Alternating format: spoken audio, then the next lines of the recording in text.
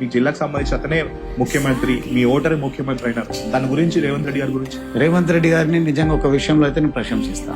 ఒక అగ్రవర్ణంలో పుట్టి, రెడ్డి సామాజికంలో వర్గంలో పుట్టి, పూర్తి స్థాయి పోటీ ఉన్నా కూడా కానీ పేదవాడు, నిజంగా రెడ్డిలలో చూడాలంటే ఒక రకంగా పేద కుటుంబమే. గొప్ప విషయం ఏంటంటే కుటుంబం పేదదైనా లక్ష్యం ముఖ్యమంత్రి కావాలనేది మాత్రం ఉన్నది.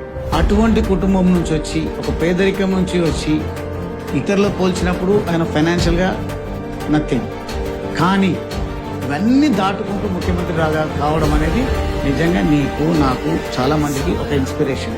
ఇంకొక మాట, డబ్బు ఉన్నోడే, పలుకుబడి ఉన్నోడే, నేపథ్యం ఉన్నోడే ఏమన్నా అవుతాడు అనేది కాదు. ఎవరైనా ఏమైనా కావచ్చు అనేది మాత్రం ఒక రకంగా నిరూపించారు.